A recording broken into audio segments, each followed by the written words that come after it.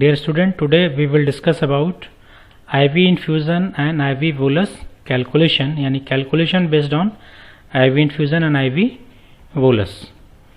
So here the question: determine the volume of distribution of drug with total dose 200 mg and concentration of 600 mg per liter.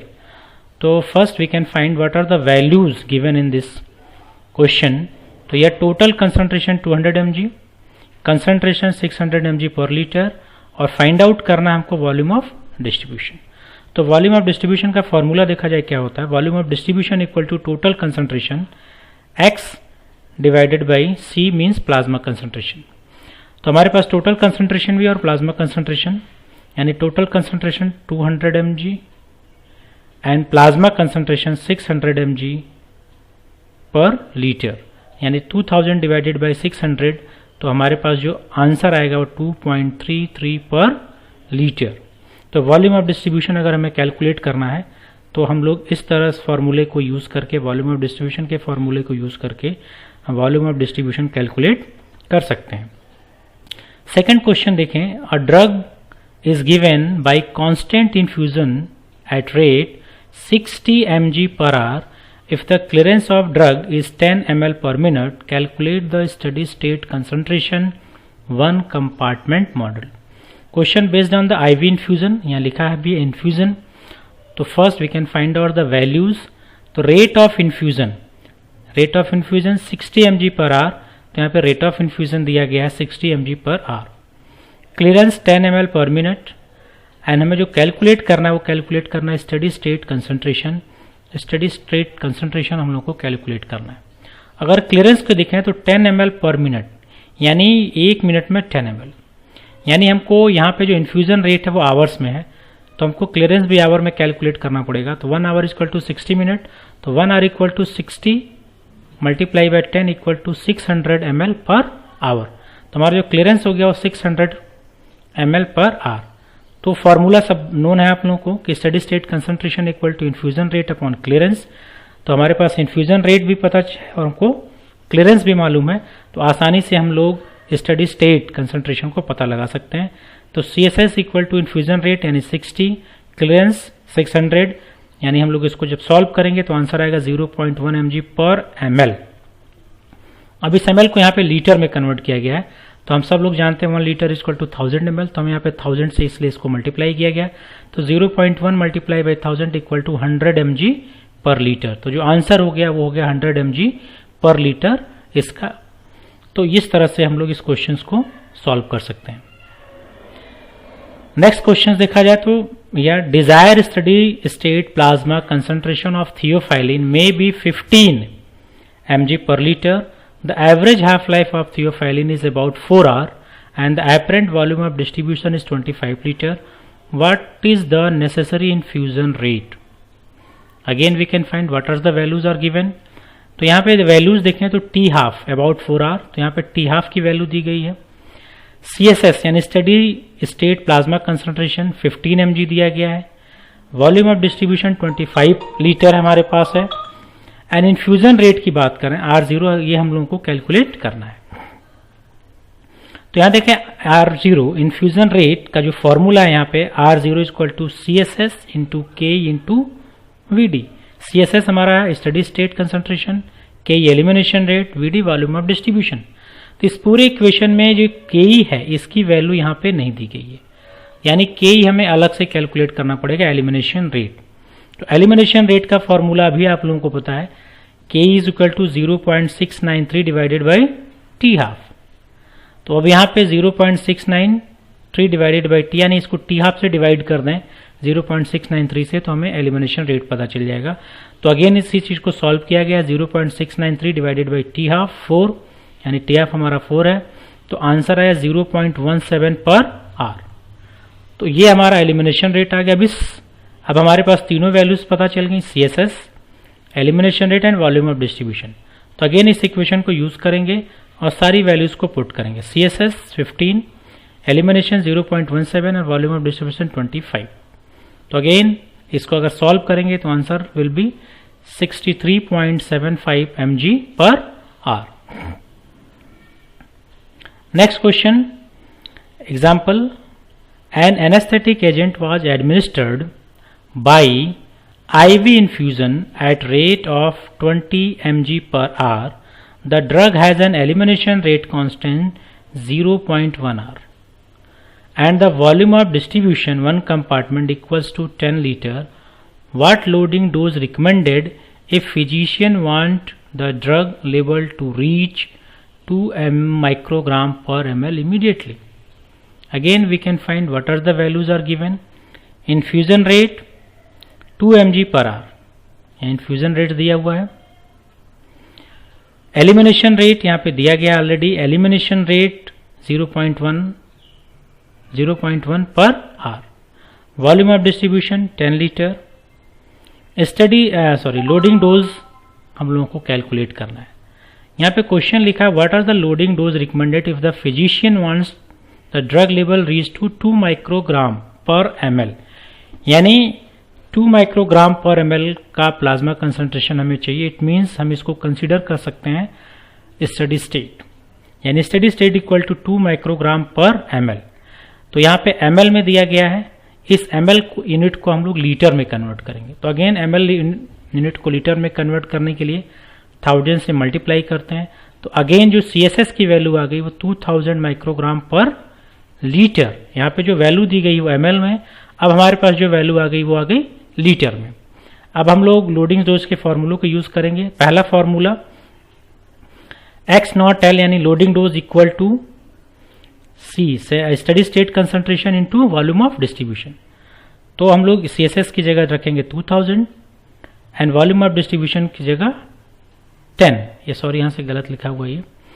तो ये जिसको multiply करेंगे तो 20,000 microgram answer आ गया.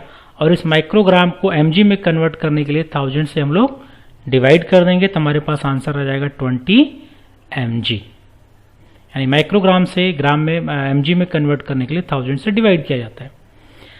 ये पहला फॉर्मूला. सेकेंड फॉर्मूला देखा जाए यहाँ पे है loading dose X0L equal to R0 upon KE. R0 means infusion rate और K means elimination rate.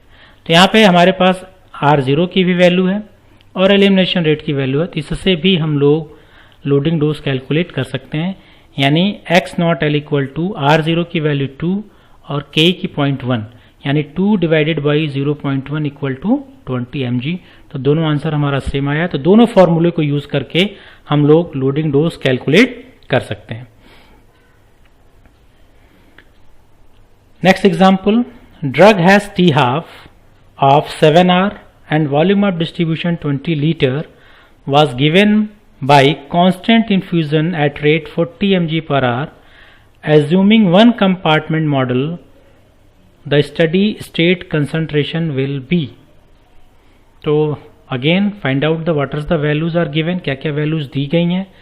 Infusion rate अगर देखें R0 इक्वल टू 40 mg per hour, ये वैल्यू दी गई है.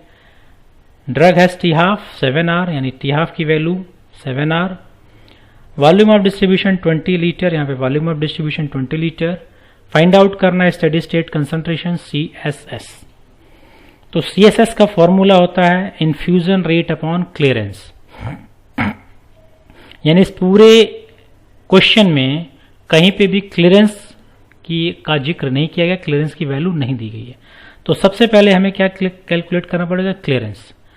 तो इसी क्लियरेंस को इस फॉर्मूले को दूसरी तरह से लिखा गया क्योंकि हम लोग को पता है कि क्लियरेंस इक्वल टू होता है KE इंटू VD. तो इसी क्लियरेंस को रिप्लेस करेंगे KE इंटू VD. तो हमारे पास फॉर्मूला आ गया CSS यानी study state concentration equal to infusion rate divided by KE into VD. तो अब हमारे पास वॉल्यूम ऑफ डिस्ट्रीब्यूशन है लेकिन KE की वैल्यू अभी भी हमारे इस इक्वेशन में नहीं दी गई है. तो अगेन हम लोग को KE की वैल्यू कैलकुलेट करनी प्रीवियस क्वेश्चन की तरह. तो KE एलिमिनेशन रेट का जो फॉर्मूला है वो अगेन यहाँ पे है 0.693 डिवाइडेड बाई T half.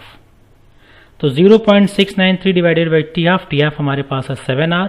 तो 0.693 को 7 से डिवाइड करेंगे देन आंसर 0.099 पर आवर. ये आ गया हमारे पास एलिमिनेशन रेट. तो अब हमारे पास इन्फ्यूजन रेट भी हो गया, एलिमिनेशन रेट भी हो गया, वॉल्यूम ऑफ डिस्ट्रीब्यूशन। तो इस इक्वेशन में सारी वैल्यू को पुट करके हम स्टडी स्टेट कंसंट्रेशन कैलकुलेट कर सकते हैं। तो अगेन यहाँ study state concentration CSS equal to R infusion rate 40, elimination 0.099 और वॉल्यूम ऑफ डिस्ट्रीब्यूशन 20। इसको अगर सॉल्व करेंगे तो आंसर आएगा 22.2 mg पर लीटर। तो इस तरह से जो वैल्यू नहीं दी गई थी उस वैल्यू को भी कैलकुलेट करके हम लोगों ने स्टडी स्टेट कंसंट्रेशन को कैलकुलेट किया। लास्ट क्वेश्चन अगर देखें, if plasma concentration of theophylline after IV bolus was 10 and 5.5 microgram per ml at 2 hours and 4 hours respectively, assuming one compartment model estimate half life. हमें half life यहाँ calculate करना है और यहाँ देखें IV बोलस लिखा है। तो अभी तक जो क्वेश्चन सॉल्व किया वहाँ पे IV इन्फ्यूजन की बात थी, यहाँ पे IV बोलस की बात की है। तो इस क्वेश्चन में दो कंसंट्रेशन दिया गया है 10 एंड 5.5 और टो टाइम भी दिया गया 2 आवर्स एंड 4 आवर।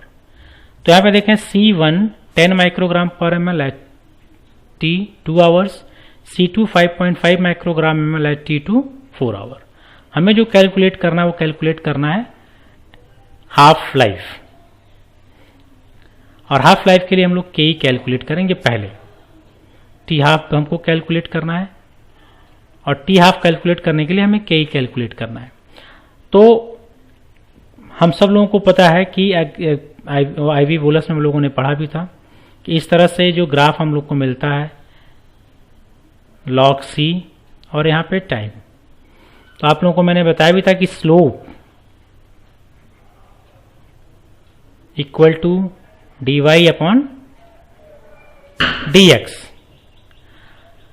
तो dy अपॉन dx मीन्स हमें log C का डिफरेंस चाहिए और dx मीन्स t का डिफरेंस चाहिए। तो दो वैल्यू दी गई हमारे पास 10 एंड 5.5। तो ये जो वैल्यू दी गई है इस दो वैल्यू को हम लोग सबसे पहले स्लोप कैलकुलेट करेंगे। स्लोप कैलकुलेट करने के लिए यहाँ पे slope equal to dy upon dx। तो अब यहाँ पे हमको लॉग वैल्यू चाहिए, ठीक।